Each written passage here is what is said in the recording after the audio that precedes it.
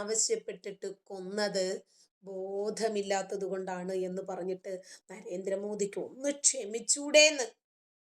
മനസ്സിലായോ? ഭീകരവാദികൾ അങ്ങനെ അതുകൊണ്ട് ചെയ്തതാണ്, അതുകൊണ്ട് അവരെ കൊല്ലാനൊന്നും പോകരുത്. മനസ്സിലായ? അത് വളരെ തെറ്റാണ്. നരേന്ദ്രമോദി അത് ചെയ്താൽ പോലും ഈ താത്ത അംഗീകരിക്കും. ഈ താത്താക്ക് ഇത് അംഗീകരിക്കാൻ പറ്റില്ല.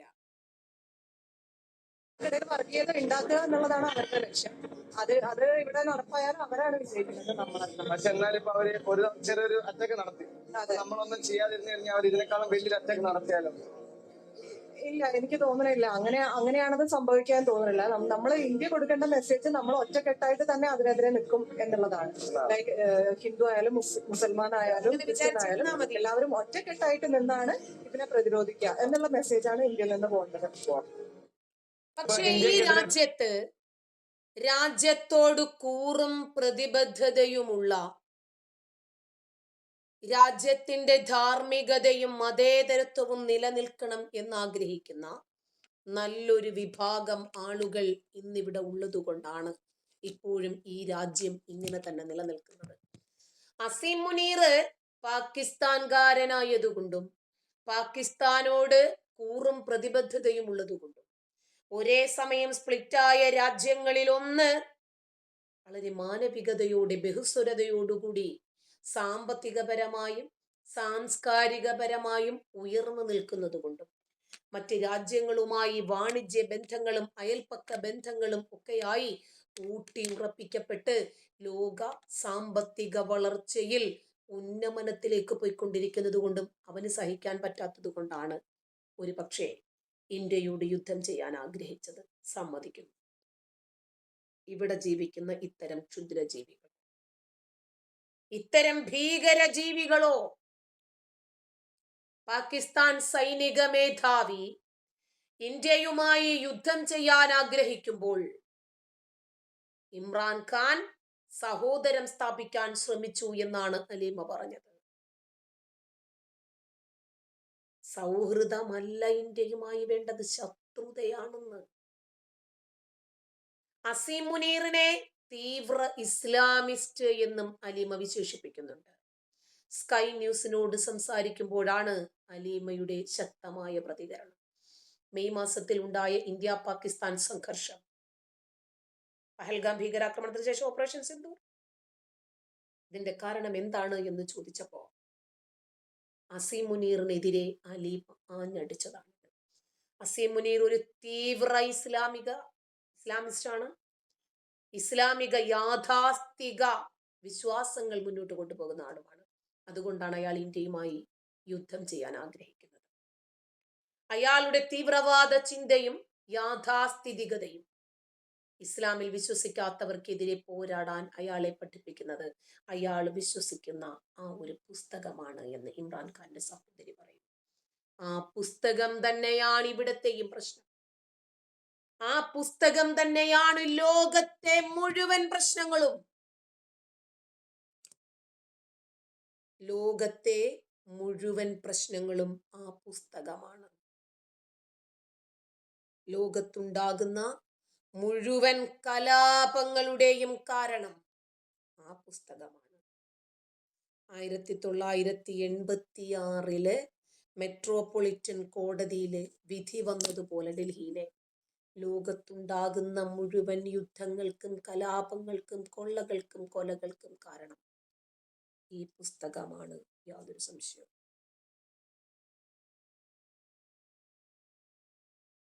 ഈ പുസ്തകമാണതിന് കാരണം എന്ന് പറഞ്ഞിട്ടുണ്ടെങ്കിൽ ഈ പുസ്തകം തന്നെയാണ് കാരണമെന്നേ. അപ്പോ അസീം മുനീർ ഒരു ഭീകരനാണ്. അവൻ ഒരിക്കലും ഇന്ത്യ വളർന്ന് കാണണം എന്നാഗ്രഹിക്കുന്നവനല്ല. ഈ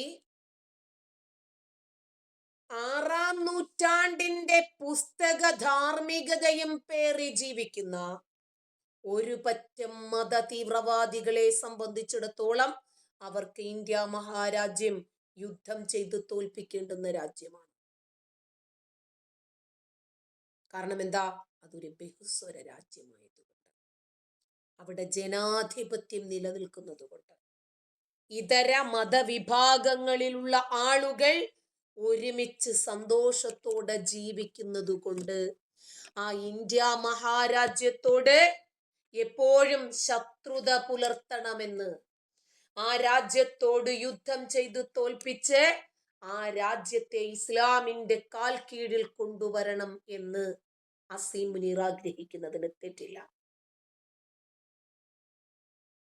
അവനൊരു തീവ്രവാദിയും യാഥാസ്ഥിതികനുമാണ് എന്ന് പറയുന്നത് ആരാ? ഇമ്രാൻഖാന്റെ സഹോദരി അലീമയാണ്. തന്റെ സഹോദരനായിട്ടുള്ള ഇമ്രാൻഖാനെ തികഞ്ഞ ലിബറൽ എന്ന് ഹലീമ പറയുന്നുണ്ട്. ഇമ്രാൻഖാൻ എപ്പോഴൊക്കെ അധികാരത്തിൽ വന്നോ അപ്പോഴെല്ലാം അദ്ദേഹം ഇന്ത്യയുമായും BJPയുമായും സൗഹൃദം സ്ഥാപിക്കാൻ ശ്രമിച്ചു എന്ന് അവർ പറയുന്നത്. സൗഹൃദം സ്ഥാപിക്കാനാണ് അദ്ദേഹം ശ്രമിച്ചതല്ല അസീം മുനീർ യുദ്ധം ചെയ്യാൻ ശ്രമിക്കുന്നത്. പക്ഷേ ഈ തീവ്ര നിലപാടുകാരനായിട്ടുള്ള അസീം മുനീറിന് അധികാരമുള്ള സമയത്തെല്ലാം ഇന്ത്യയുമായിട്ട് യുദ്ധമാണ് ഉണ്ടായിട്ടുള്ളത്. ഇമ്രാനെ മോചിപ്പിക്കാൻ ഇടപെടണം എന്ന് പാശ്ചാത്യ രാജ്യങ്ങളോട് അലീമ അഭ്യർത്ഥിക്കുകയാണ്. ഏപ്രിൽ 22 പഹൽഗാമിൽ നടന്ന തീവ്രവാദ ആക്രമണത്തിന് മറുപടിയാണ് മെയ് 7 ഇന്ത്യൻ സൈന്യം ഓപ്പറേഷൻ സിന്ദൂറിലൂടെ നൽകിയത്. പാകിസ്ഥാനിലെയും പാക് അധിനിവേശ കാശ്മീരിലെയും തീവ്രവാദ കേന്ദ്രങ്ങളെയാണ് ആക്രമിച്ചത് ഇന്ത്യ. നേപ്പാൾ പൗരൻ ഉൾപ്പെടെ 26 സാധാരണക്കാർ കൊല്ലപ്പെട്ട 26-29 സാധാരണക്കാര് കൊല്ലപ്പെട്ട ഈ ഭീകര ആക്രമണമാണ് പഹൽഗാമിൽ നടന്നത്. ലിംഗനിർണയം നടത്തി, കലിമ ചൊല്ലാൻ ആവശ്യപ്പെട്ട് പേര് ചോദിച്ച് ഏതാനും നിമിഷങ്ങൾ മരണവേദനയും അതിന്റെ ഭീതിയും എന്താണ് എന്ന് ശരിക്കവരെ അറിയിച്ച് അവർക്ക് ചുറ്റുമുള്ളവരെ അതിനേക്കാൾ ഭീതിയിൽ ആഴ്ത്തിയിട്ടാണ് പഹൽഗാമിൽ ഇവർ 29 പേരെ ചുട്ടുകൊന്നത്. ഒരാളെ 1000 പേരുടെ മുമ്പിൽ വെച്ച് കൊല്ലുന്നതാണ് ഭീകരത. എല്ലാ കൊലയും ഭീകരതയാണ്, ഞാൻ എക്സാമ്പിൾ പറഞ്ഞതാ. കാരണം 1000 പേരുടെ മനസ്സുകളിലും ഭയം നിറയ്ക്കും. ഒരാളുടെ മുമ്പിൽ വെച്ചിട്ട് 1000 പേരെ കൊന്നാൽ ആ ഒരാളിലാണ് ഭയം നിറയുന്നത്. ചെറുതാണെന്നല്ല ഞാൻ പറയുന്നത്. ഇത് ആയിരക്കണക്കിന് ആളുകളുടെ മുമ്പിൽ വെച്ച് 29 പേരെ കൊന്നത് ഭയപ്പെടുത്താൻ തന്നെയാണ്. അവന്റെ ജീവൻ പോലെ തന്നെയാണ് എൻ്റെ ജീവനും എന്നിവർക്കറിയാമായിരുന്നെങ്കിൽ, ആ ഒരു ബോധം ഇവർക്കുണ്ടായിരുന്നെങ്കിൽ ഇവർ ചെയ്യുമായിരുന്നില്ല. ആ മുസ്ലിങ്ങളെ ഇല്ലാതാക്കണമെന്ന് പഠിപ്പിക്കുന്ന, അവർ നിന്റെ ശത്രുക്കളാണ് എന്ന് പഠിപ്പിക്കുന്ന ഒരാശയം കാരണമാണ് ഇവരത് ചെയ്തത്.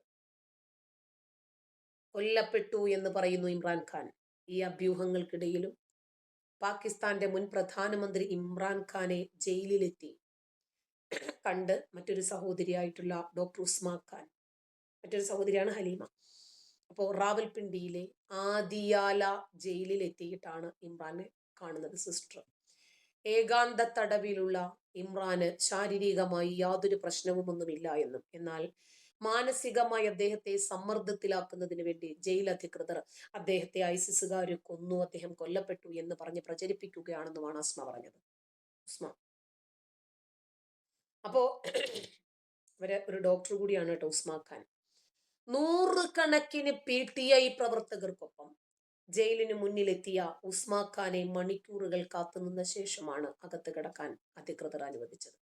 ഒക്ടോബർ 27 ശേഷം ആദ്യമായിട്ടാണ് ഇമ്രാനെ കാണാൻ കുടുംബത്തിൽ ഒരാളെ അനുവദിക്കുന്നത് പോലും.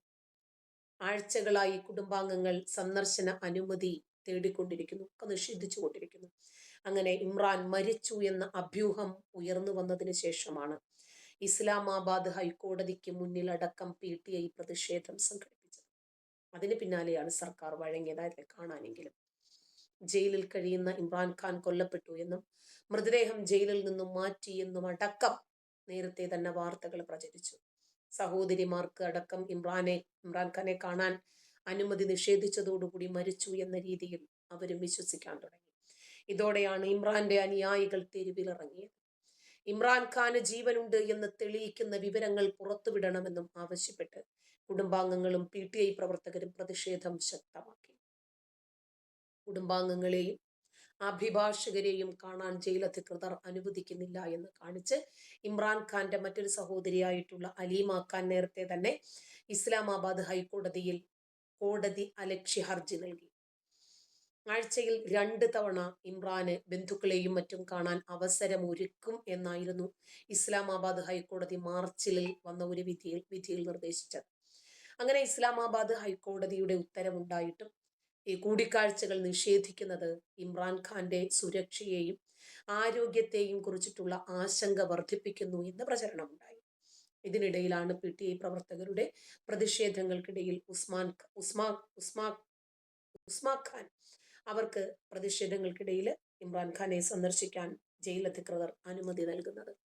ഇപ്പോ അസീം മുനീർ എന്താണ് ഉദ്ദേശിക്കുന്നത്, പാകിസ്ഥാൻ എന്താണ് ഉദ്ദേശിക്കുന്നത്, ഇമ്രാൻഖാൻ എന്താണ്, ഹലീമ ഖാൻ എന്താണ്, ഉസ്മാ ഖാൻ എന്താണ് എന്നതിലുപരി പാകിസ്ഥാന് ഇന്ത്യയോടുള്ള ശത്രുത എന്താണ് എന്ന് നമുക്കറിയാം. നമുക്കത് കൃത്യമായിട്ട് മനസ്സിലാക്കുകയും ചെയ്യും. പക്ഷേ ഈ രാജ്യത്തിനകത്ത് നിന്നിട്ട് പാകിസ്ഥാന് ജയ് വിളിക്കുകയും ഇന്ത്യക്കെതിരെ മുദ്രാവാക്യം മുഴക്കുകയും ചെയ്യുന്ന ആളുകളോട് നമ്മൾ എന്തു പറയും?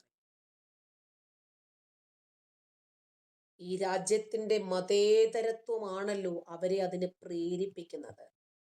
അവർക്കതിന് പറ്റുന്നതും ഈ രാജ്യത്തിന്റെ മതേതരത്വം ഒന്ന് നിലനിൽക്കുന്നത് കൊണ്ട് തന്നെയാണല്ലോ. ഇനി ഡൽഹിയില് സ്ഫോടനം നടന്നത് നമുക്കറിയാമല്ലോ. അതുവഴി വലിയ രൂപത്തിലുള്ള കിംവദന്തികൾ, അതായത് ഈ വാർത്തയെ മറ്റൊരു രീതിയിലേക്ക് തിരിച്ചുവിടാനാണ് ഇതിന് പിന്നിലുള്ള അണികൾ ശ്രമിച്ചത്. തെരഞ്ഞെടുപ്പ് നടക്കുന്ന സമയത്ത് ഡൽഹിയിൽ ഒരു സ്ഫോടനം നടക്കുക, അതുവഴി ഭീകരവാദം, തീവ്രവാദം. പാകിസ്ഥാൻ ഇസ്ലാമിക തീവ്രവാദം നടത്തുമ്പോൾ പാകിസ്ഥാന്റെ റെസിസ്റ്റന്റ് ഫ്രണ്ട് എന്ന സംഘടന പഹൽഗാമിൽ ഭീകരാക്രമണം നടത്തുമ്പോൾ ഇവിടെയുള്ള വൈറ്റ് കോളർ ഭീകരർ പാകിസ്ഥാനുമായി ബന്ധപ്പെട്ടിട്ട് ഇവിടെ ഭീകരത നടത്തുമ്പോൾ ഡൽഹിയിലെ ഭീകരാക്രമണത്തെ വഴിതിരിച്ചുവിടാൻ ശ്രമിക്കും. ഇന്ദ്രപ്രസ്ഥത്തിലാണ് സ്ഫോടനമുണ്ടായത്. എന്തുകൊണ്ടാണ് എന്ന ചോദ്യങ്ങൾ തീവ്രവാദത്തെ എത്ര കണ്ടിവിടെ ഇരുന്ന് വെള്ള പൂശുന്നു എന്നതിന് തെളിവാണ്. അപ്പോ ഇത് നരേന്ദ്രമോദി ചെയ്തതാണ് എന്ന അടക്കമുള്ള വിഷയങ്ങൾ നമ്മൾ കേട്ടില്ലേ. എന്തുകൊണ്ടാണ് ഇവർക്ക് ഇങ്ങനെയൊക്കെ പറയേണ്ടി വരുന്നത്? ഈ രാജ്യത്തോടുള്ള അമർഷം ഒന്നുകൊണ്ടാണ്. കാരണം അവർക്ക് സന്തോഷവും സമാധാനവും ലഭിക്കുന്നത് പ്രത്യേകിച്ച് ഇന്ത്യക്ക് എന്തെങ്കിലും രൂപത്തിൽ കോട്ടം സംഭവിക്കുമ്പോഴാണ്. ഇപ്പോൾ നമ്മുടെ ഇന്ത്യൻ സൈനികരിൽ ആരെങ്കിലും മരിക്കുമ്പോൾ അതിൻ്റെ താഴെ വന്നിട്ട് ഇമോജിയിട്ട് ചിരിക്കുന്ന മുസ്ലിം തീവ്രവാദികളെ കണ്ടിട്ടില്ലേ? അവനു വേണ്ടി കൂടിയാണ് ഒരു ജീവൻ പൊലിഞ്ഞത് എന്ന് മനസ്സിലാക്കാനൊന്നും സാധിക്കുന്നില്ല. കാരണം ഇന്ത്യയുടെ അതിർത്തിയിൽ നിൽക്കുന്ന പട്ടാളക്കാർ പാക്കികളെയും അഫ്ഗാനികളെയും ബംഗ്ലാദേശികളെയും ഒക്കെ എതിർക്കാനല്ലേ നിൽക്കുന്നത്. അവരൊക്കെ ഇവരുടെ സ്വന്തം ആൾക്കാരല്ലേ. അവർക്കെതിരെ ആയുധം ഏന്തിയാൽ ഇവർക്ക് ക്ഷമിക്കാൻ പറ്റുമോ, സഹിക്കാൻ പറ്റുമോ? അതുകൊണ്ടാണ് ഈ ഭൂരിപക്ഷം വരുന്ന മുസ്ലിങ്ങളുടെയും ഉള്ളിൽ ഒരു ഇസ്ലാമിക പ്രീണനം കിടക്കുന്നത്. അവരൊക്കെ എങ്ങനെ മുസ്ലിങ്ങളെ സുഖിപ്പിക്കാം? കാരണം നമ്മള് മുസ്ലിങ്ങളല്ലേ, നമ്മുടെ നമുക്കൊരു സാമുദായിക സ്നേഹം വേണം. എന്നോട് പലരും ചോദിക്കാറുണ്ട്, നിങ്ങൾ എന്താ ഒരു സാമുദായിക സ്നേഹമില്ലാത്തവരായി മാറുന്നത്? നമ്മൾ മുസ്ലിങ്ങളല്ലേ. ഇസ്ലാമിനെ എതിർക്കുമ്പോൾ ഇങ്ങനെ പച്ചയ്ക്ക് അങ്ങോട്ട് എതിർക്കണ്ട, കുറച്ചൊന്ന് മൈൽഡായിട്ട് എതിർത്താൽ മതി എന്ന് പറയുന്ന ആളുകൾ. ഇത്രയും ശക്തമായിട്ട് നിങ്ങൾ പറയല്ലേ, അത് മറ്റുള്ളവർക്ക് വളരെ വിഷമം ഉണ്ടാക്കുന്ന സംഗതിയാണ്. കുറച്ചൊന്ന് വെള്ളമൊക്കെ ചേർത്ത് നമ്മുടെ കമാൽ പാഷ പറയുന്നത് പോലെ ഒരു മതേതര രാജ്യത്ത് നമുക്ക് പറയുമ്പോൾ, ഖുർആനൊക്കെ പറയുമ്പോൾ കുറച്ച് ദുർവ്യാഖ്യാനമൊക്കെ ചെയ്ത് കള്ളങ്ങളൊക്കെ പറയണം. മറ്റ് പാകിസ്ഥാൻ, അഫ്ഗാനിസ്ഥാൻ പോലെയുള്ള രാജ്യങ്ങളിലൊക്കെ ആകുമ്പോഴേക്ക് നമുക്ക് ധൈര്യമായിട്ട് നേർക്ക് നേരെ തന്നെ കൊല്ലലും ജിഹാദും അതൊക്കെ നമുക്ക് പറയാമെന്ന്. അപ്പോൾ എവിടെ ചെന്നാലും ഞമ്മന്റെ ആളുകൾ എങ്ങനെ ആയിരിക്കുമെന്ന് അവർ തന്നെ നമുക്ക് കാണിച്ചു തരാം. 2017 ഇന്ത്യക്കാരിയായിട്ടുള്ള ഒരു യുവതിയെയും മകനെയും കൊലപ്പെടുത്തിയ ശേഷം US നിന്ന് രക്ഷപ്പെട്ട പ്രതിയെ കണ്ടെത്തുന്ന ആളിന് $50,000 പ്രതിഫലം പ്രഖ്യാപിച്ച് FBI റിപ്പോർട്ട് ചെയ്ത ഒരു വാർത്ത നിങ്ങളിൽ എത്ര പേര് കണ്ടു? ഒരു വലിയ വാർത്തയാണ്. ആ പിന്നെ സ്ത്രീയുടെയും കുട്ടിയുടെയും ഒക്കെ ചിത്രം വന്നിട്ടുണ്ട്. കാണുന്നുണ്ടോ? ഈ സ്ത്രീയെയും കുട്ടിയെയുമാണ് കൊന്നത്. ഇവനെയാണ് $50,000 നമുക്ക് കിട്ടുന്നത്. ഇവനെ ഒന്ന് കാണിച്ചു കൊടുത്താൽ ഇവൻ ഒരു പക്ഷെ ആ പരിസര പ്രദേശത്ത് തന്നെ ഉണ്ടാകുമെന്നാണ് എൻ്റെ പ്രതീക്ഷ. കാരണം ഇവനെ സംരക്ഷിക്കാൻ, ഇവന് വേണ്ടുന്ന കവചം ഒരുക്കാൻ ആൾക്കാരുള്ളത് കൊണ്ടാണ് ഇവൻ അങ്ങനെ ചെയ്തത്. പിന്നെ എവിടെ പോയിട്ടാ ചെയ്തതെന്ന് അറിയാമല്ലോ. പോട്ടെ, US നിന്നാണ് രക്ഷപ്പെട്ടിരിക്കുന്നത്. നോക്കാം. അപ്പോ വാർത്ത എങ്ങനെയാണ്? US ജോലി ചെയ്തിരുന്ന ശശികല നാര, എന്താ ശശികല നാര, വേലി ചാടുന്ന പശുവിന് കോലുകൊണ്ട് മരണമെന്ന് പറയാറില്ലേ? ഇവന്റെയൊക്കെ മുൻപല്ലുകൊണ്ട് ചിരിക്കുന്നതും ഇവനൊക്കെ അടിക്കുന്ന അത്തറും നല്ല ഒരു പാൻറ്റും ഷർട്ടും മധുരമൂറുന്ന തേൻ കിനിയുന്ന വാക്കുകളും ഒക്കെ പറയുമ്പോൾ നിങ്ങൾ വിചാരിച്ചു പോയോ നിങ്ങളോടുള്ള പ്രേമം മൂത്തിട്ടാണെന്ന്? അല്ല, അവരുടെ വലകളിൽ ഒരു ഇര വീണു എന്ന ചോര കുടിക്കാനുള്ള അത്യാർത്തിയാണ് അവരുടെ ആ മധുരമൂറുന്ന വാക്കുകളിലുള്ളത്. ഒന്നും മനസ്സിലാക്കണ്ട, പോയി വീണോ. ശശികല നാര എന്ന 38-കാരി, മകനായിട്ടുള്ള അനീഷ് നാര എന്ന 6 വയസ്സുകാരൻ, ഇവരെ രണ്ടുപേരെയും കൊലപ്പെടുത്തിയിട്ട് ഇന്ത്യക്കാരനായിട്ടുള്ള നസീർ ഹമീദാണ് രക്ഷപ്പെട്ടത്. ഇവിടെ പോയാലും മര്യാദയ്ക്ക് ജീവിക്കണ്ടടാ കാക്ക. നമ്മളില്ല റഹീമിന്റെ ഒക്കെ കാര്യം പറയാറില്ലേ? സൗദി അറേബ്യയില് ഹൗസ് ഡ്രൈവിംഗ് വിസയിൽ പോയ ആളാ. മര്യാദയ്ക്ക് ജീവിക്കാതെ അനസ് എന്ന് പറയുന്ന ഒരു 15-കാരനെ അടിച്ചു കൊന്നിട്ട് കൊള്ളക്കാർ വന്നു, ഞങ്ങളെ കൊള്ളയടിച്ചു, ആ കൊച്ചിനെ കൊന്നു എന്നൊക്കെ പറഞ്ഞ് കള്ളക്കഥ ഉണ്ടാക്കി ആ കുട്ടിയെ രക്ഷപ്പെടുത്താൻ ശ്രമിക്കാതെ അടുത്തുള്ള ആശുപത്രിയിൽ കൊണ്ടുപോകുകയോ പോലീസിനെ വിവരം അറിയിക്കുകയോ ഈ കുട്ടിയുടെ പിതാവിനെ അറിയിക്കുകയോ പോലും ചെയ്യാതെ സ്വന്തം പ്രാണൻ രക്ഷിക്കുന്നതിന് വേണ്ടി കള്ളക്കഥയും കൊള്ളക്കാരെയും ഒക്കെ ഉണ്ടാക്കിയിട്ട് അവൻ ആ കുട്ടിയെ കൊന്നുകളഞ്ഞു. അവനെ രക്ഷപ്പെടുത്താൻ വേണ്ടി 34 കോടിയാണ് കേരളക്കരയിൽ പിരിക്കാൻ ബോച്ചയും ടീമും ഇറങ്ങി തിരിച്ചത്. അവൻ രക്ഷപ്പെട്ടോ? 1-2 വർഷമായല്ലോ. 34 കോടി എവിടെ പോയി? മര്യാദയ്ക്ക് ജീവിക്കാത്തത് കൊണ്ട് സംഭവിച്ചതാ. വേറൊരുത്തിയുണ്ട്, നിമിഷപ്രിയ. അവളൊരു സുന്ദരനായിട്ടുള്ള നല്ല കരികരുത്ത ഒരു ചെറുപ്പക്കാരനെ കണ്ടപ്പോൾ കെട്ടിയോനെയും കുട്ടിയെയും ഒക്കെ ഇവിടെ ആക്കിയിട്ട് അവന്റെ കൂടെ പോയി കല്യാണമൊക്കെ കഴിഞ്ഞ് അവന്റെ മണവാട്ടിയായിട്ട് അവന്റെ കുടുംബത്തിലൊക്കെ കയറിപ്പറ്റിയിട്ട് അവന്റെ സമ്പത്ത് തട്ടിയെടുക്കാൻ ശ്രമിച്ചതിന്റെ ഭാഗമായിട്ട് അവനും നല്ല തിരിച്ചു കൊടുത്തു. ഒടുവിൽ ഓവർഡോസ് മരുന്ന് കുത്തിവെച്ചിട്ട് അവനെ കൊന്നു. കൊന്നത് മാത്രമല്ല 110 കഷ്ണങ്ങളാക്കി അവന്റെ ബോഡി അങ്ങോട്ട് മാറ്റിയിട്ട് അവന്റെ തന്നെ വാട്ടർ ടാങ്കിനകത്തിട്ട് കൂടുതൽ ആളുകളെ കൊല്ലുന്നതിന് വേണ്ടിയിട്ടുള്ള രീതിയൊക്കെ എടുത്തിട്ട് സിറിയയിലേക്ക് കടക്കാൻ ശ്രമിച്ചു. സിറിയയിലെ അഭയാർത്ഥി ക്യാമ്പിൽ മുഖമൊക്കെ മറച്ച് അവൾ വിചാരിച്ചതോടുകൂടി ഞാൻ രക്ഷപ്പെട്ടെന്ന്. നോക്കിയപ്പോൾ കണ്ണ് മാത്രം പുറത്ത് കാണുന്ന നിക്കാബ് ഇട്ടിട്ടാണ് ഇവള് പോയത്. ആ കണ്ണ് കണ്ടിട്ട് ഇവൾ എന്താണ് എന്ന് മനസ്സിലാക്കി ഉടനെ തന്നെ പരിശോധനയായി അവളെ തൂക്കിയെടുത്ത് യമനിന്റെ ജയിലിൽ തന്നെ കൊണ്ടുപോയിട്ടു. എവിടെ പോയിരുന്നാലും ശരി, നമ്മൾ മര്യാദയ്ക്ക് ജീവിച്ചിട്ടില്ലെങ്കിൽ നമ്മളെ അവർ മര്യാദ പഠിപ്പിക്കും. ഇത് ഇപ്പൊ ഇന്ത്യൻ പൗരത്വം പറഞ്ഞല്ലോ. 2017 മാർച്ചില് US ന്യൂജേഴ്സിയിലെ അപ്പാർട്ട്മെന്റിൽ വെച്ചിട്ടാണ് ശശികലയെയും മകനായിട്ടുള്ള 6 വയസ്സുകാരനെയും ഈ പ്രതി കുത്തിക്കൊലപ്പെടുത്തുന്നത്. കൊലപാതകം നടത്തി 6 മാസത്തിന് ശേഷമാണ് ഇയാൾ ഇന്ത്യയിലേക്ക് കടക്കുന്നത്. ഇന്ത്യയിൽ ഇപ്പോൾ ഒളിവിൽ കഴിയുന്ന ഇയാളെ കൈമാറാൻ സർക്കാർ എത്രയും പെട്ടെന്ന് നടപടി സ്വീകരിക്കണം എന്ന് FBI ആവശ്യപ്പെട്ടിരിക്കുകയാണ്. ഇപ്പോൾ ഈ കൊലപാതകം നടക്കുന്നതിന് മുമ്പ് ശശികലയുടെ ഭർത്താവ് ഹനുമന്ത് നാരയെയും മറ്റു കുടുംബാംഗങ്ങളെയും ഇയാൾ പിന്തുടരുന്നതായിട്ട് പോലീസ് ഇപ്പോൾ കണ്ടെത്തിയിട്ടുണ്ട്. അങ്ങനെയാണ് കൊലപാതകി ഈ നസീർ തന്നെയാണ് എന്ന് വ്യക്തമാകുന്നത്. അതോടെ ഇയാൾക്കെതിരെ FBI അറസ്റ്റ് വാറണ്ട് പുറപ്പെടുവിച്ചു. ഈ വർഷം ഫെബ്രുവരിയിലാണ് നസീർ ഹമീദ് എന്ന് പറയുന്ന ഈ ഭീകരനെതിരെ US കോടതി കൊലക്കുറ്റം ചുമത്തിയത്. ഇയാളെക്കുറിച്ച് ഇപ്പോഴും വിവരങ്ങളൊന്നും ഇല്ലാത്തത് കൊണ്ടാണ് ഇയാളെക്കുറിച്ച് വിവരങ്ങൾ നൽകുന്നവർക്ക് പാരിതോഷികം പ്രഖ്യാപിക്കുന്നത്. കൊലപാതകത്തിന്റെ കാരണം എന്താണ് എന്ന് ഇതുവരെ പോലീസ് പുറത്തുവിട്ടിട്ടില്ല. നസീർ ഹമീദിനെ അറസ്റ്റ് ചെയ്ത് US എത്തിച്ചാൽ മാത്രമേ ഇക്കാര്യം വ്യക്തമാകുള്ളൂ എന്നാണ് ഇപ്പൊ പറയുന്നത്.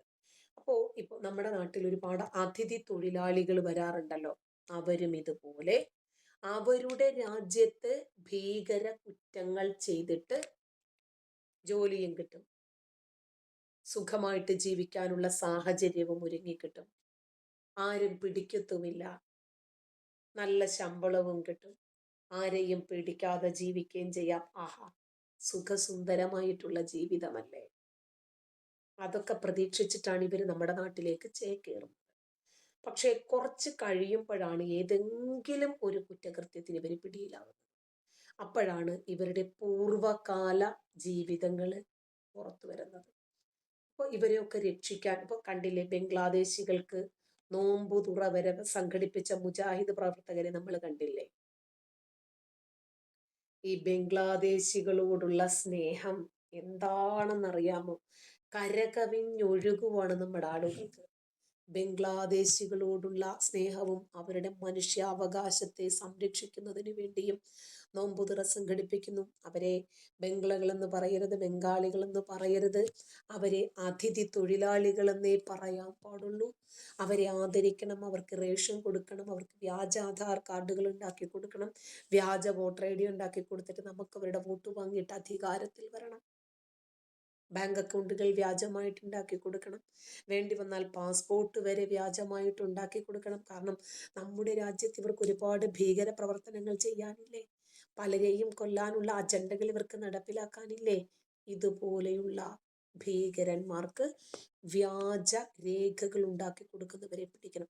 പിന്നെ ഇതൊന്നും അധിക നാള് പോകത്തില്ല, അതിനു മുമ്പ് തന്നെ ഇത്തരക്കാർക്കൊക്കെ പൂട്ടുവീഴും. കണ്ടില്ലേ ബംഗ്ലകളെയൊക്കെ പൊക്കിക്കൊണ്ടിരിക്കുന്നത്. അതുപോലെ ഇപ്പൊ തഹാവൂർ ഹുസൈൻ റാണ നമ്മുടെ രാജ്യത്ത് ഭീകരാക്രമണം നടത്തിയിട്ട് ഈ കനേഡിയൻ പൗരൻ അമേരിക്കയിൽ പോയി മുങ്ങിയതാ, തൂക്കിയെടുത്തില്ലേ. അതുപോലെ US ഒരു തള്ളയെയും കുട്ടിയെയും കൊന്നിട്ട് ഒരുത്തൻ ഇവിടെ വന്ന് വിലസുന്നുണ്ടെങ്കിൽ ഇന്ത്യ മഹാരാജ്യത്തിനറിയാം അവനെ പിടിച്ച് കൃത്യമായിട്ട് കൊണ്ടുവന്ന് എത്തിക്കേണ്ടിടത്ത് എത്തിക്കാൻ. ഞാൻ പറയുന്നത്, എവിടെ പോയിരുന്നാലും ശരി, കൊലയാളികൾ കൊലയാളികൾ തന്നെയാണ്, ഭീകരന്മാർ ഭീകരന്മാര് തന്നെയാണ്, തീവ്രവാദികൾ തീവ്രവാദികൾ തന്നെയാണ്. അവരെ ന്യായീകരിക്കാൻ ശ്രമിക്കുന്നവരെയാണ് നമ്മൾ തിരിച്ചറിയേണ്ടത്. നമ്മുടെ രാജ്യത്തിന് വിപരീതമായി പ്രവർത്തിച്ചിട്ട് നമ്മുടെ രാജ്യത്തിനകത്തിരുന്നിട്ട് തന്നെ ഇത്തരം കോശാക്കൊള്ളികൾ ഉണ്ടല്ലോ, ഇവരെയൊക്കെയാണ് തൂക്കിലേറ്റേണ്ടത്. ഇവിടെയില് പ്രധാനമായിട്ട് ഇന്ത്യയുമായിട്ട് ബന്ധപ്പെട്ട കുറെ ഡെവലപ്മെന്റ്സ് ആണ്. അതിനകത്ത് ബംഗ്ലാദേശികൾ കൂട്ടം കൂട്ടമായിട്ട് നാട് വിടുകയാണ്. അതായത് ഇത്രത്തോളം ആൾക്കാർ ഇന്ത്യക്കുള്ളിൽ ഉണ്ടായിരുന്നുള്ളത് ഇപ്പോഴാണ് പുതുമയായിട്ട് ഗവൺമെന്റ് അറിയുന്ന കണക്കുള്ള ചില വാർത്തകളാണ് കാണാൻ കഴിയുന്നത്. ഇതിൽ ശരിക്കും നമ്മൾ പലപ്പോഴായിട്ട് പറഞ്ഞിട്ടുണ്ട് ഇന്ത്യക്കുള്ളിൽ ഇത്രമാത്രം ബംഗ്ലാദേശികൾ തിങ്ങിപ്പാർക്കുന്നുണ്ടെന്നുള്ളത്. ഇപ്പം ഈ SIR നടപ്പിലാക്കുന്ന മുമ്പ് ഒരിക്കൽ ഒരു വാർത്ത വന്നത് 23 ലക്ഷം ബംഗ്ലാദേശികൾ നമ്മുടെ രാജ്യത്തിനകത്തേക്ക് ചേക്കേറിയിട്ടുണ്ടെന്നായിരുന്നു. ഈ ഒരു സാഹചര്യത്തിൽ ശരിക്കും നവംബർ പകുതിയോട് കൂടിയാണ് ഏറ്റവും കൂടുതൽ ഈ SIR ശക്തമായ രീതിയിൽ നടപ്പിലാക്കിയത്. ശരിക്കും നോർത്ത് ഇന്ത്യയുടെ സൈഡിൽ, പ്രത്യേകിച്ച് വെസ്റ്റ് ബംഗാളിന്റെ ഉള്ളിലൊക്കെ വീട് വീടാന്തരം പോയിട്ട് ഇതിനെക്കുറിച്ചുള്ള വിശദാംശങ്ങൾ ചോദിച്ച് ഈ SIRന്റെ ഫോം പൂരിപ്പിക്കേണ്ട ഒരു സാഹചര്യമാണ് അവിടെ ഉള്ളത്. അപ്പൊ അങ്ങനെ പോകുന്ന സാഹചര്യങ്ങളിൽ ഈ നോർത്ത് ഇന്ത്യയിൽ ഉടനീളം സ്പ്രെഡായി കിടക്കുന്ന ഒരു കമ്മ്യൂണിറ്റിയാണ് ഈ ബംഗ്ലാദേശികൾ. നമ്മുടെ വെസ്റ്റ് ബംഗാളിലുള്ള ബംഗാളികളല്ല, ബംഗ്ലാദേശിലുള്ള ബംഗ്ലാദേശികളായിട്ടുള്ള ബംഗാളികൾ. ഹക്കിംപൂർ ചെക്ക് പോസ്റ്റ് ആണ് ഇപ്പോൾ ഒരു പ്രധാനപ്പെട്ട ഒരു ലൊക്കേഷൻ. ആ ചെക്ക് പോസ്റ്റിലൂടെയാണ് ഏറ്റവും കൂടുതൽ ആൾക്കാർ തിക്കി തിരക്കി ശരിക്കും ബംഗ്ലാദേശിലോട്ട് കടന്നു പോകുന്നത്. അപ്പൊ അതായത് സോഷ്യൽ മീഡിയയിൽ ഒരു പരസ്യം കണ്ടത്ര, ഇപ്പൊ നാട് വിടുന്ന ഇല്ലീഗൽ എമിഗ്രന്റുകൾക്ക് പ്രശ്നമൊന്നും ഉണ്ടാവില്ല, സ്മൂത്ത് ആയിട്ട് ബോർഡർ കടത്തി വിടും, നിങ്ങൾക്ക് സൗകര്യപൂർവ്വം അങ്ങോട്ട് ചെല്ലാം, കടന്നു ചെല്ലാം. പക്ഷേ ഈ SIRന്റെ പ്രക്രിയയും കാര്യങ്ങളെല്ലാം തീർന്നു കഴിഞ്ഞാൽ പിന്നീട് പിടിക്കപ്പെട്ടാൽ ഡിറ്റൻഷൻ സെന്റർ ആയിരിക്കും എന്നുള്ളൊരു പ്രസ്താവന സോഷ്യൽ മീഡിയയിൽ ഇങ്ങനെ കറങ്ങി നടക്കുന്നുണ്ട്. അപ്പൊ ഇതിൽ പേടിച്ചിട്ടാണ് പകുതി മുക്കാൽ ബംഗ്ലാദേശികളും നാട് വിടുന്നത്. നാട് വിടുന്ന പറഞ്ഞാൽ ചില ദിവസങ്ങളിൽ ഹക്കിംപൂർ ചെക്ക് പോസ്റ്റിൽ 100 പേരാണ് വരുന്നുണ്ടെങ്കിൽ ഇപ്പൊ 1500 പേര് 1600 പേരാണ് പെർ ഡേ ക്രോസ് ചെയ്ത് പോകുന്നത്, അതായത് ഇന്ത്യയിൽ നിന്നും ബംഗ്ലാദേശിലോട്ട് പോകുന്നത്. അതായത് ഷെയ്ഖ് ഹസീന പദവിയിൽ നിന്നും രാജിവെക്കേണ്ടി വന്നത് ഒരുപക്ഷെ നല്ലതാണ് എന്നുള്ള തോന്നൽ എനിക്കിപ്പോ വരുന്നുണ്ട്. കാരണം ഷെയ്ഖ് ഹസീനയാണ് അവിടെ ഭരിച്ചുകൊണ്ടിരുന്നുണ്ടെങ്കിൽ ഇവിടെ ബംഗ്ലാദേശിൽ ഈ ഒരു പ്രവൃത്തി ഒരുപക്ഷെ ഇന്ത്യ ഇത്ര എഫക്റ്റീവ് ആയിട്ട് മുന്നോട്ട് കൊണ്ടുപോകാൻ കഴിയില്ല. ഈ രീതിയിൽ ബംഗ്ലാദേശികൾ ഇന്ത്യയിൽ നിന്നും കൂട്ടം കൂട്ടമായിട്ട് പലായനം ചെയ്ത് പോകുന്ന ഒരു സാഹചര്യം ഉണ്ടാകുമ്പോഴത്തേക്കും അവർ അവിടെ നിന്നും ഇന്ത്യൻ ഗവൺമെന്റുമായിട്ട് വിളിച്ച് സംസാരിക്കുകയും അവർ വിയോജിപ്പ് രേഖപ്പെടുത്താനുള്ള സാഹചര്യം വളരെ കൂടുതലാണ്. പക്ഷെ അതേ സാഹചര്യത്തിൽ ഇപ്പം ഷെയ്ഖ് ഹസീന അവിടെ ഭരിക്കുന്നില്ല, ഇപ്പൊ ശരിക്കും US ആണ്. അപ്പൊ ഇന്ത്യക്ക് കടുംപെട്ട തീരുമാനം എടുക്കാം. അപ്പൊ അതുകൊണ്ട് ഇവന്മാരെ ഓടിച്ചിട്ടടിക്കാം. അപ്പൊ ആ രീതിയിൽ കുറച്ച് ഷേഖ് ഹസീന ഇപ്പൊ മാറി നിന്ന ഈ ഒരു ഇടപെട്ട കാലത്തിൽ ഇന്ത്യക്ക് ഏറ്റവും ഗുണകരമായിട്ടുള്ള ഒരു പ്രവൃത്തി എന്ന് പറഞ്ഞാൽ ഇപ്പൊ സംഭവിച്ചുകൊണ്ടിരിക്കുന്നതാണ്. അപ്പൊ ഈ പ്രവൃത്തി വളരെ എഫക്റ്റീവായിട്ട് തന്നെ ഇന്ത്യ മുന്നോട്ട് കൊണ്ടുപോകുന്നുണ്ട്. ശരിക്കും പേടിച്ചിട്ട് ബംഗ്ലാദേശിൽ നാട് വിടുകയാണ്. ഇപ്പൊ കേരളത്തിലും ഇപ്പൊ ഈ SIR-മായി ബന്ധപ്പെട്ട് കോടതിയിൽ ഇപ്പം പെറ്റീഷൻ മൂവ് ചെയ്തിരിക്കുകയാണ് കുറച്ച് ടൈം ലൈൻ നീട്ടി കിട്ടാൻ വേണ്ടിയിട്ട്. അതായത് എന്ത് പ്രവൃത്തി കൊടുത്താലും കേരളത്തിൽ കുറച്ച് ടൈം ലൈൻ എന്തായാലും വേണ്ടി വരും. അപ്പം അത് കേരളത്തിൽ മാത്രമല്ല, ശരിക്കും ഇങ്ങനത്തെ കുറച്ച് സ്റ്റേറ്റുകളുണ്ട് സ്പെസിഫിക് ആയിട്ട്. അവർ പെട്ടെന്നൊന്നും കാര്യങ്ങൾ പൂർത്തിയാക്കത്തില്ല, പെട്ടെന്ന് കണക്ക് കൊടുക്കത്തില്ല, പെട്ടെന്ന് എന്തെങ്കിലും സെൻട്രൽ ഗവൺമെന്റ് പറഞ്ഞു കഴിഞ്ഞാൽ ചെയ്യില്ല, അങ്ങനെ കുറച്ച് പരിപാടികളൊക്കെ ഉണ്ട്. അപ്പൊ അങ്ങനത്തെ സാഹചര്യത്തിൽ ഇപ്പം കോടതി പറഞ്ഞിരിക്കുന്നത് ഇലക്ഷൻ കമ്മീഷനുമായിട്ട് ആലോചിച്ചിട്ട് ഇലക്ഷൻ കമ്മീഷന് പെറ്റീഷൻ കൊടുത്ത് അവരുടെ സൈഡിൽ നിന്നും ഒരു അപ്രൂവൽ വാങ്ങി നിങ്ങൾക്ക് എത്രയാണോ ഡേറ്റ് വേണ്ടത് അതനുസരിച്ച് മുന്നോട്ട് പോകാനാണ് കേരളത്തിൽ ഇപ്പം കോടതി കൊടുത്തിരിക്കുന്ന ഒരു ഉത്തരവ്. അപ്പൊ എന്തായാലും തീർച്ചയായിട്ടും ഇത് നമ്മൾ ആദ്യമേ പറഞ്ഞിട്ടുണ്ടായിരുന്നു, കുറച്ച് എക്സ്റ്റൻഡഡ് ടൈം വേണ്ടി വരും. കാരണം ആ ടൈം ലൈൻ ഇല്ലാന്നുണ്ടെങ്കിൽ ഈ ഫോം സബ്മിറ്റ് ചെയ്യാൻ വിട്ടുപോയ ആൾക്കാർ, വേറെ ഏതെങ്കിലും തിരക്കിൽപ്പെട്ട ആൾക്കാർ, അപ്പൊ അങ്ങനെയുള്ള സാഹചര്യത്തിൽ അവർക്കും കൂടി പ്രത്യേകിച്ച് NRIs, ഗൾഫിലുണ്ടായിരുന്ന ആൾക്കാർ, അപ്പൊ ഇവർക്കൊക്കെ ഈ ഫോം സബ്മിറ്റ് ചെയ്യാൻ വേണ്ടി കുറച്ച് എക്സ്റ്റൻഡ് ടൈം ലൈൻ കൊടുക്കുന്നത് നല്ലതാണ്. അപ്പൊ എന്തായാലും ഈ SIR ഫോം സബ്മിറ്റ് ചെയ്യുന്നതോടുകൂടി ഇത് നിർത്തരുത്, ഇത് തുടർന്ന് കൊണ്ടുപോകണം. കാരണം തിക്ക് തിരക്കെന്ന് പറഞ്ഞാൽ അമ്മാതിരിയുള്ള തിരക്കാണ്. അത്രമാത്രം ബംഗ്ലാദേശികളാണ് ഇന്ത്യയിൽ നിന്ന് ഒഴുകി പോകുന്നത്. ഇതില് പല ആൾക്കാരും അവിടെ ബോർഡറിൽ റിപ്പോർട്ട് ചെയ്യുന്നത് ഇത് പലരും കാശ് കൊടുത്ത് ബ്രോക്കറെ വെച്ചിട്ട് ഇന്ത്യക്കുള്ളിൽ വന്ന് സെറ്റിൽ ആയ ആൾക്കാർ വരെ ഉണ്ട് ഇതിനകത്ത്. ഇതിനകത്ത് വ്യക്തിപരമായിട്ട് കുറെ ആൾക്കാർ അവരുടെ ഇൻഡിവിജ്വൽ സ്റ്റോറി, അവർ ഇന്ത്യക്കുള്ളിൽ കടന്നു വന്നതും ഒരു പൈസ ചെലവാക്കി വന്നിട്ട് അവർ ചെയ്യുന്ന ജോലിയും അവർ പെടുന്ന കഷ്ടപ്പാടും കാര്യങ്ങളൊക്കെ പറഞ്ഞുകൊണ്ട് സ്റ്റോറികളൊക്കെ ഉണ്ട്. അതൊന്നും നമ്മൾ ഫോക്കസ് ചെയ്യേണ്ട കാര്യമില്ല. കാരണം ഇത് ഇല്ലീഗലായിട്ട് അവർ ഇങ്ങോട്ട് മൈഗ്രേറ്റ് ചെയ്ത് വന്നതാണ്. അപ്പൊ അതനുസരിച്ച് ഇല്ലീഗൽ ആണെന്നുണ്ടെങ്കിൽ അവർ പുറത്തു പോകേണ്ട ആൾ തന്നെയാണ്, അതിൽ യാതൊരു മാറ്റമില്ല. അപ്പൊ അതിനെ ആ രീതിക്ക് കണ്ടാൽ മതി. ഇതിന്റെ ഇടയ്ക്ക് കുറച്ച് ആൾക്കാർ ഉടായ്പിലൂടെ ആധാർ കാർഡ് അതേപോലെ ഇലക്ഷൻ ID ഒക്കെ സംഘടിപ്പിച്ചിട്ടുണ്ട്. പക്ഷെ അവരെല്ലാരും കൂടി പെർ ഹെഡിന് 25,000 രൂപ കൊടുത്താൽ Aadhaar card, voter ID, ration card, bank account, passport വരെ റെഡി.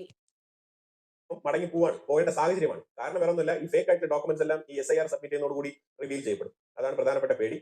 അപ്പൊ പിന്നെ ഇവർക്ക് കടന്നു കയറി വന്നതിന് മാത്രമല്ല ഫോർജറി ആ ഒരു കേസിലും ഇവർ പെടും. അപ്പൊ അങ്ങനെ ഇപ്പോ ചാന്ദിനി എന്ന് പറയുന്ന ഒരു കുഞ്ഞുമോളെ അഷ്ഫാഖ് ആലം എന്ന് പറയുന്നവൻ അങ്കമാലിയിൽ കൊന്ന് കവറിൽ വെച്ച വാർത്ത നമ്മൾ കണ്ടില്ലേ? അപ്പോഴേ പുറത്തു വന്ന വാർത്തകളായിരുന്നു ഇവരുടെ രാജ്യത്ത് ഒരുപാട് ക്രിമിനൽ കുറ്റങ്ങൾ ചെയ്തിട്ട് ചേക്കേറുന്നവരാണ്. ഇവർക്ക് യാതൊരു മടിയുമില്ല. ഈ ഭീകര സംഘടനയായിട്ടുള്ള ഹമാസ്, ഈ കേരള ഹമാസ് ആണ് ഇവരെ ഇവിടെ പ്രൊട്ടക്ട് ചെയ്യുന്നത്, അവർക്ക് വേണ്ടുന്ന കവചം ഒരുക്കുന്നത്. നവംബർ പകുതിയോടുകൂടി പെരുമ്പാവൂരിലെ വലിയ ഒരു വിഭാഗം പ്ലൈവുഡ് ഫാക്ടറികൾ കാലിയാകുമോ എന്ന ചോദ്യമാണ് ഇപ്പോൾ ഉയരുന്നത്. കാരണം പെരുമ്പാവൂര് മൊത്തം ബംഗാളികളെ കൊണ്ട് നിറഞ്ഞു, അല്ല ബംഗ്ലാദേശികളെ കൊണ്ട് നിറഞ്ഞു. അതുകൊണ്ട് കേരളത്തിൽ SIR ശക്തമായി നടപ്പിലാക്കണം എന്നാണ് കോടതിയുടെ പോലും ഉത്തരവ്. കാരണം കേരളമാണ് ഇന്നിവരെ ലക്ഷ്യം വെക്കുന്നത്. ഇവരുടെ എല്ലാ തരത്തിലുമുള്ള മത തീവ്രവാദത്തിന്റെ വളർച്ചയ്ക്ക് തട്ടകമാകുന്നത് കേരളമായതുകൊണ്ട് ഈ അതിഥികളെ നീയൊക്കെ വീട്ടിൽ കൊണ്ടുപോയി ആദരിച്ചോ, അതിവിടെ വേണ്ട, പാകിസ്ഥാനിലേ പറ്റൂ. നിന്റെയൊക്കെ പെങ്ങളെ കൊണ്ടുപോയി കെട്ടിച്ചും കൊടുത്തോ, നിനക്കൊക്കെ നോമ്പുതുറയോ പെരുന്നാൾ പുടവയോ എന്ത് മലര് വേണമെങ്കിലും കൊടുത്തോ. നമുക്കിവിടെ സ്വസ്ഥമായി സമാധാനത്തോടു കൂടി ജീവിക്കണം. ഈ കുറ്റകൃത്യങ്ങൾ പേറുന്ന അനധികൃതമായി വന്ന് താമസിക്കുന്ന ഈ ക്രിമിനലുകളെ പുറത്താക്കണമെന്നാണ് നമ്മൾ പറയുന്നത്. ബംഗ്ലാദേശ് ഇങ്ങനെ തന്നെ ഭരണം തുടർന്നാൽ ഇന്ത്യക്ക് ഒരു ശുദ്ധി കലശം ചെയ്യാൻ പറ്റും. അനധികൃതമായി നമ്മുടെ രാജ്യത്ത് ചേക്കേറിയിരിക്കുന്ന ഈ ഭീകരന്മാരെ വോട്ട് ചെയ്ത് വിജയിപ്പിക്കുക എന്ന രൂപത്തിൽ മാത്രം വോട്ട് ബാങ്കായിട്ട് ഇവരെ ഇവിടെ നിലനിർത്തി ഇവർക്ക് വേണ്ടുന്ന സംരക്ഷണം ഒരുക്കുന്ന മമതമാരെയൊക്കെ ചവിട്ടി പുറത്താക്കാൻ നരേന്ദ്രമോദിക്ക് പറ്റുന്ന സാഹചര്യം ഷെയ്ഖ് ഹസീന അധികാരം ഒഴിഞ്ഞ് ഇവിടെയുള്ള സാഹചര്യം തന്നെയാണ്. കേരളത്തില് പെരുമ്പാവൂരും തൃക്കൊടിത്താനത്തുമൊക്കെ എത്രയാ ബംഗ്ലകൾ നിറഞ്ഞു കിടക്കുന്നത്. മമതയുടെ കരച്ചില് കണ്ടാൽ തന്നെ നമുക്കറിയാം അവരെ എന്താ ഇത് ബാധിക്കാൻ പോകുന്നത്. കേരളത്തിൽ ബംഗ്ലാദേശികൾക്ക് ചലനമില്ലാതെ ഇവിടെ നിൽക്കുന്നത് എന്തുകൊണ്ടാ? ഇവിടെ അവർക്ക് വലിയ രൂപത്തിൽ സപ്പോർട്ടുണ്ട്. ഇവിടെ അവരെ സഹായിക്കാൻ ആളുള്ളത് കൊണ്ടാണ്. കേരളത്തിൽ മാത്രം 5 ലക്ഷം മുതൽ 10 ലക്ഷം വരെ ബംഗ്ലകള് ജോലി തേടി വന്നിട്ടുണ്ട്. ബംഗാളിലെയും ആസാമിലെയും ഒക്കെ പഞ്ചായത്ത് കാർഡുകൾ ഉപയോഗിച്ച് അവർ ആധാർ വരെ ശരിപ്പെടുത്തിയിട്ടുണ്ട്. 2002 വോട്ടർ ലിസ്റ്റ് പരിശോധിച്ചാൽ ഇവരൊക്കെ പെടും, ഒരു സംശയമില്ല. ആസാമിൽ നിന്ന് ഇവരെയൊക്കെ കൂട്ടത്തോടെ പുറത്താക്കിയെന്ന വാർത്ത വന്നത്. കേരളത്തിൽ മാത്രം സാധിക്കുന്നില്ല. കേരളത്തിലെ ലക്ഷക്കണക്കിന് ബംഗ്ലാദേശികളെ സംരക്ഷിക്കാനുള്ള ഉത്തരവാദിത്വം ആർക്കാണ്? പല നാടുകളിലും നിറഞ്ഞു നിൽക്കുകയാണ് ഇവര്, പല ജില്ലകളിലും. അതുകൊണ്ട് ഇവരുടെ അതിഥികൾ.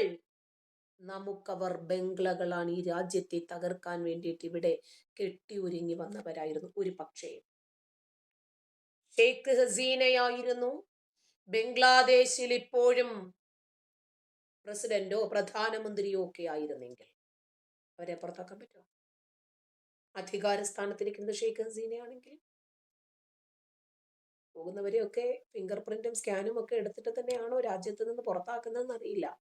ആയിരുന്നാലും അതൊക്കെ കൃത്യമായിട്ട് ചെയ്യുമെന്ന് നമുക്ക് പ്രതീക്ഷിക്കാം. അപ്പോ ബംഗ്ലാദേശികളെ പിന്തുണയ്ക്കുന്ന കാസർഗോഡ്, മലപ്പുറം, പാലക്കാട്, ഈരാറ്റുപേട്ട, മൂവാറ്റുപുഴ, കൊല്ലം ഫോർട്ട് കൊച്ചി, ആലുവ, ആലപ്പുഴ ഇവിടങ്ങളിലൊക്കെ പാകിസ്ഥാനികൾ തിങ്ങിപ്പാർക്കുന്നു എന്ന് പലപ്പോഴായി പുറത്തു വന്ന വാർത്തകൾ.